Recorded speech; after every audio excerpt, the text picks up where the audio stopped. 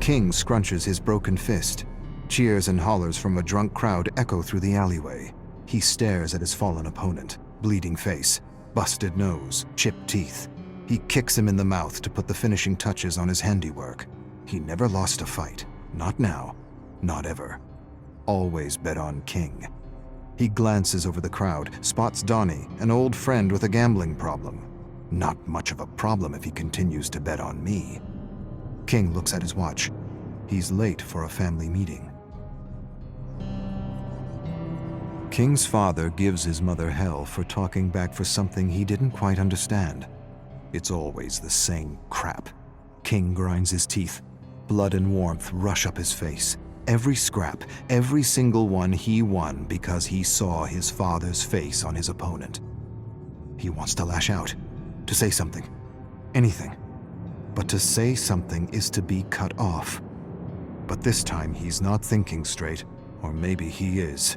His father raises a hand to strike his mother. It happens faster than the thought to perceive it. One moment he snatches his father's arm, the next he's beating him black and blue for years of accumulated shit. He walks away while his mother tries to help his father up. You're out. Never show your face here again, ungrateful bastard. Get out. He never really had friends. Not real ones, anyway.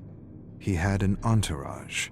A group of sods enjoying the high life with his credit card. Now he has no one. Not a single bloody friend to help him out. He had friends once upon a time in school, but that was long ago. He needs money. But money doesn't grow on trees, and no one wants to challenge him, not after what he did to his last opponent. He needs a job. His accounts are near empty, and his old careless spending habits are hard to break. He meets with Tommy. Tommy has no room for him in his apartment. Wishes he did, but he doesn't. Mick wants to help, but his old lady won't let him. Same with Bill. And Harry, his ex has moved on and she doesn't want to see his face. Something about being a shithead. He can't live in a hotel room forever. It drains the account. He remembers a face he recently spotted in a crowd at his last scrap. They were friends since they were toddlers. He was a genuine friend, even if they went separate ways. King looks him up. Castle Drive. He hails a taxi. King hasn't felt real in a long time. He sits in Donnie's apartment drinking old ale, realizing how much he misses genuine heart-to-hearts. Donnie was his friend before he realized he came from money. The rich aren't really rich. He's not sure why he thinks this or what it means. It's just a random thought. The ale talking, as it were. Donnie says he can stay until he figures things out. He's not sure when that will be. It doesn't matter. A sudden rap at the door startles him. Donnie stands, opens the door to reveal a few men in black leather jackets. Muscle. King doesn't hear much. What he does hear, he doesn't like. Donnie owes money and can expect a bundle of lead in the face if he doesn't pay. He laughs when he returns to the kitchen table. It's your fault, King. I don't know who to bet on anymore. King lost his last 3 jobs and is going back to what he does best. A challenger steps into the circle in the dimly lit alley, double his size, massive. King doesn't care. A head's a head. He'll go down like the others. Crowd calls him the Ghetto Masher. The Ghetto Masher glares at him. The ref spits out rules he's heard 1,000 times. King stares at him and sees not his father, but his opponent. A bell sounds. With a bestial snarl, the Ghetto Masher lunges. King evades a wild blow that would have ripped his head off. He feels strange, unresponsive, confused. Donnie screams at him. He glances at him as he receives a massive fist to the skull.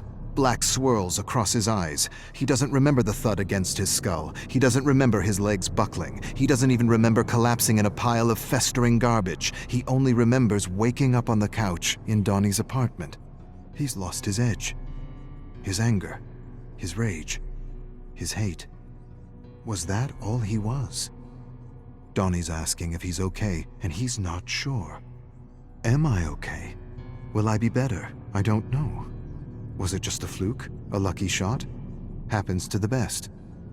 I feel wrecked. I am wrecked. Donnie bet the last of his cash on him. King's getting the hang of working behind a bar. Donnie sips a beer and tells him he needs to find another reason to fight. King tells Donnie he needs to get home before the beer he's drinking turns to piss, before he gets in trouble. Too late. King spots two men. They approach Donnie, grab him, usher him into the basement. Not a good sign. King rushes to help, but his manager yells at him to stay behind the bar. Screw it. He leaps over the bar and rushes to the basement where he finds Donnie being beaten by Ghetto Masher and Uncle Brass watching in his chair. King doesn't hesitate. He tackles him. They exchange deadly blows. Ghetto Masher can hardly keep up. Uncle Brass sends others after King. Doesn't matter. King's a whirlwind of destruction. He cracks Ghetto's knees and thrusts his thumbs into his eye sockets. An eyeball pops out, still attached to a series of nerves. Cries of terror. Ghetto Masher cups his eyeball, screaming for medical help, staggers and slams against the wall as more ruffians attack. Stop! Uncle Brass stands and approaches. It's well within my power to rip your fucking head off for what you did to my boys. King staggers to his feet. Not a bloody joke, am I? His debt is paid if you work for me. He straightens up and brushes his jacket, smiles.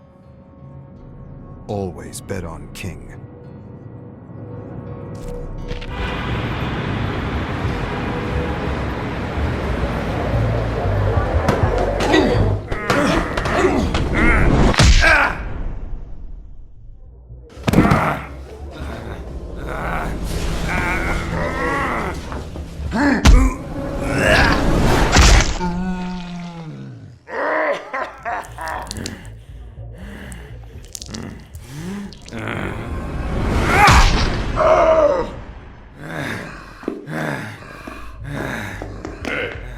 Whoa.